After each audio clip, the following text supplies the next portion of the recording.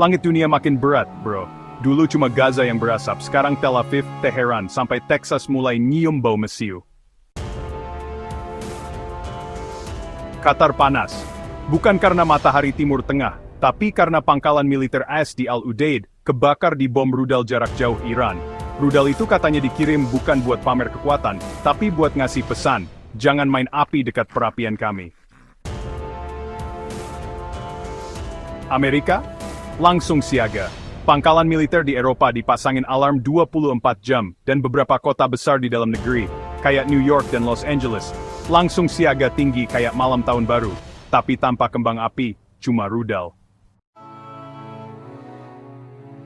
Dan ini bukan lagi perang kecil. Ini teater global, tempat semua aktor bawa nuklir, bawa gengsi, bawa terang jarah. Iran gak nembak sembarangan. Mereka ngitung tiap koordinat dengan dendam kolonial yang udah fermentasi puluhan tahun.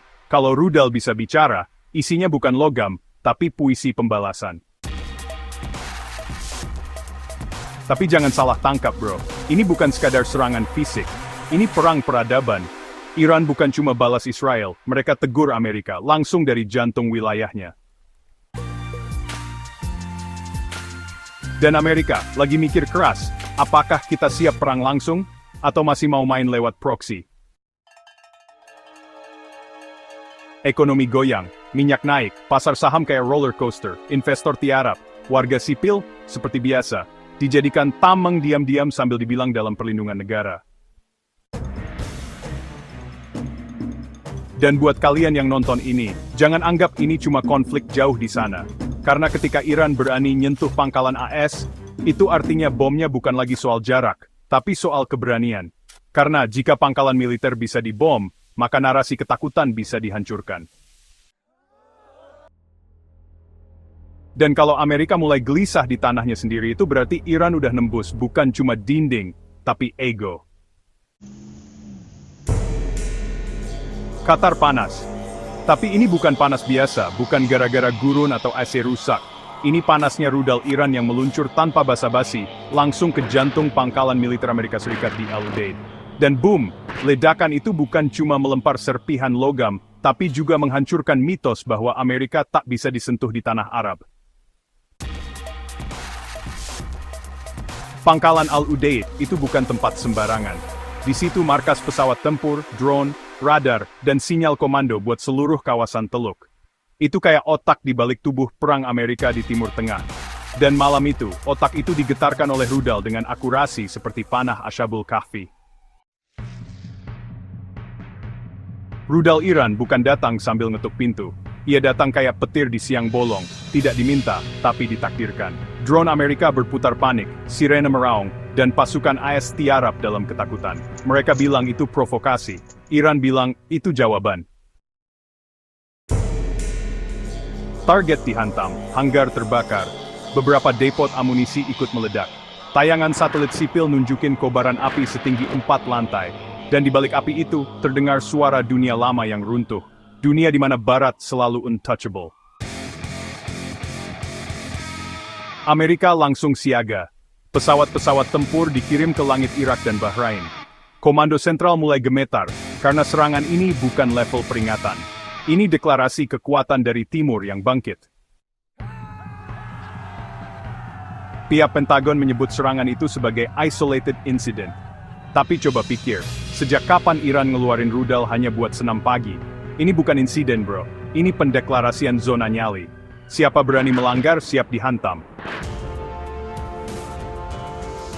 Dan malam itu, bukan cuma pangkalan yang terbakar, tapi juga harga diri Washington. Yang katanya tak tergoyahkan, kini dicolek, digoyang, dan dibakar sedikit demi sedikit.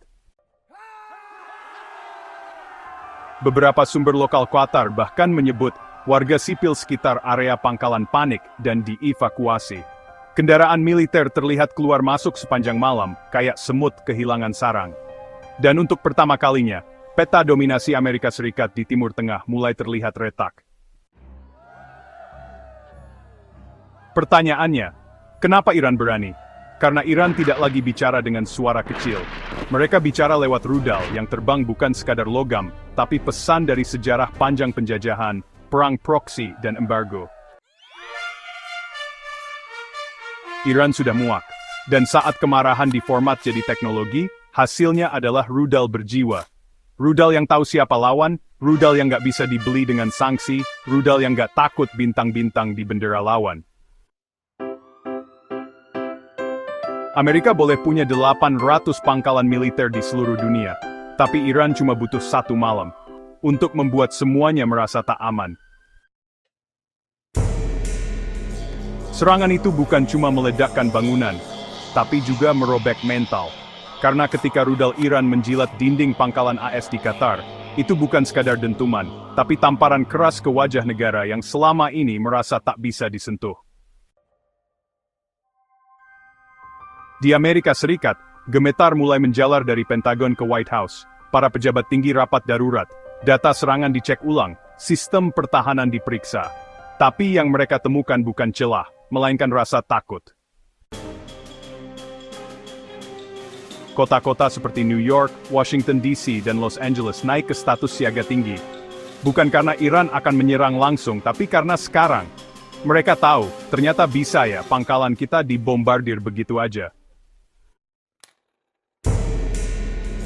Rasa aman di dalam negeri runtuh pelan-pelan. Warga sipil mulai khawatir. Apalagi setelah pernyataan resmi Gedung Putih yang terdengar seperti, "Kami sedang memantau situasi." Kata-kata klasik, yang artinya, kami juga nggak nyangka ini bisa kejadian. Wall Street tercekik. Saham-saham industri pertahanan justru menurun. Karena investor tahu, kalau sistem sekelas Al-Udeid bisa dijebol, berapa harga sebenarnya keamanan itu? Efek psikologis ini lebih besar dari ledakan itu sendiri. Orang Amerika dibesarkan dalam narasi, negaraku terkuat, kami tak terkalahkan. Tapi malam itu, layar TV mereka menayangkan api dan asap di pangkalan sendiri. Dan mendadak, seluruh propaganda itu terlihat seperti brosur promosi gagal.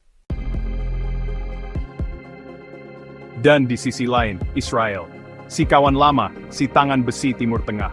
Yang katanya dilindungi oleh Iron Dome 3 lapis, sekarang justru kehilangan arah seperti burung besi, kehabisan bensin.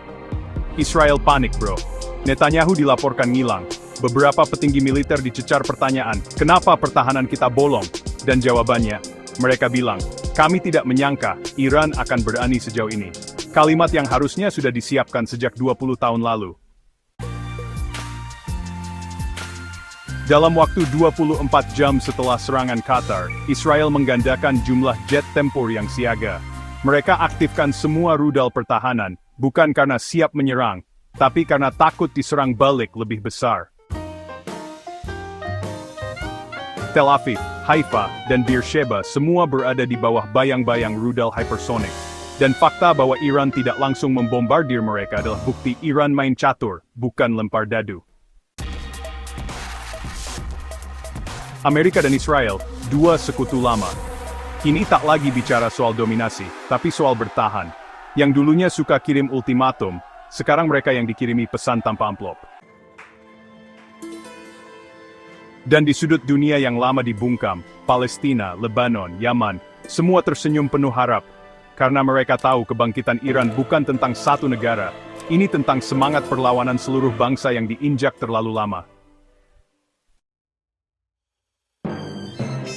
Serangan itu mengubah peta mental dunia. Tidak ada lagi zona aman, nggak ada lagi yang bisa sembunyi di balik pangkalan satelit dan sistem AI. Yang ada cuma satu pertanyaan besar yang kini bergema di ruang-ruang kekuasaan.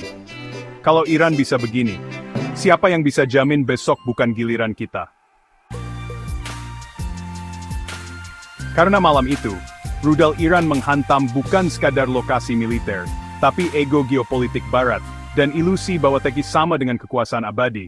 Yang diluluh lantakan adalah kesombongan, bukan sekadar bangunan. Dunia kini menghadapi kenyataan baru, kebenaran tak bisa dihancurkan dengan bom.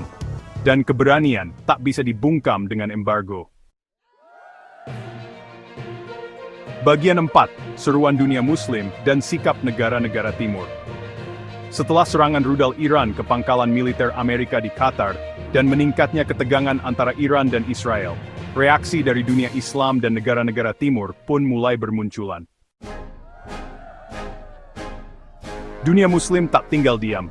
Beberapa negara mayoritas Muslim mulai angkat suara.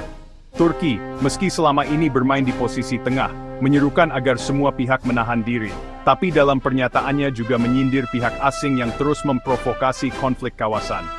Sementara itu, Pakistan menyerukan perlunya solidaritas negara-negara Muslim untuk menolak segala bentuk agresi militer yang mengganggu stabilitas kawasan. Negara-negara Teluk terpecah. Arab Saudi, yang sebelumnya menjalin pendekatan normalisasi dengan Israel, kini dalam posisi dilematis. Publik mereka mengecam agresi Israel dan Amerika, terutama setelah muncul laporan serangan ke fasilitas sipil dan masjid di Gaza dan tepi barat.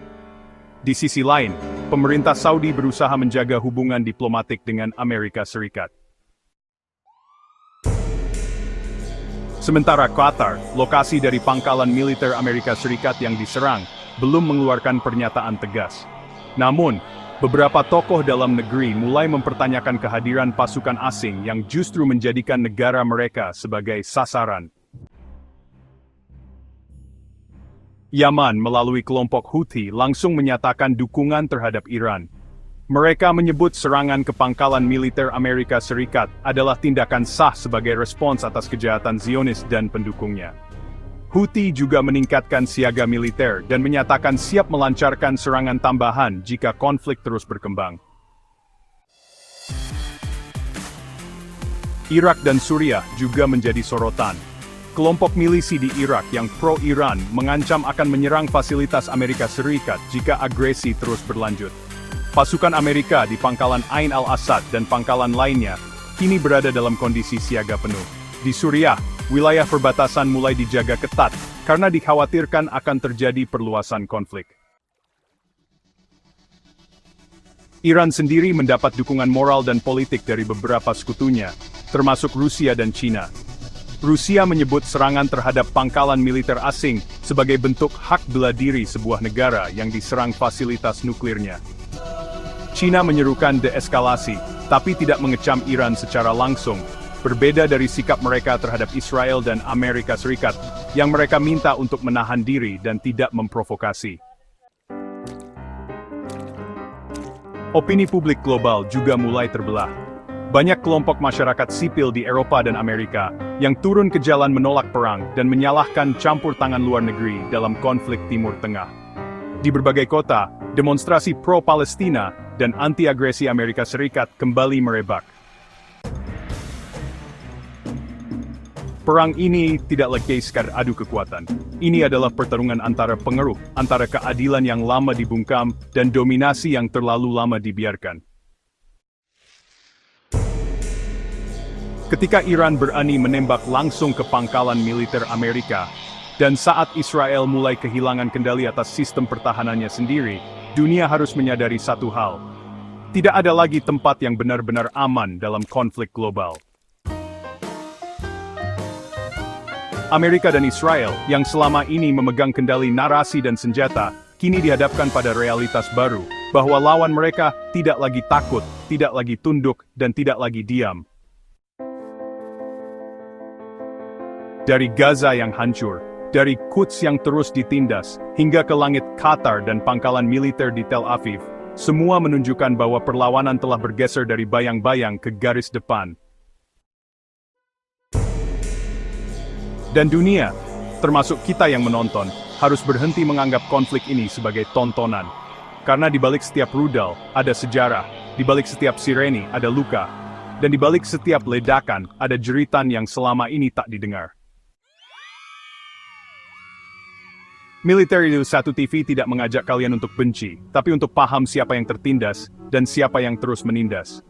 Kita berpihak bukan karena agama, tapi karena nurani. Terima kasih telah menonton.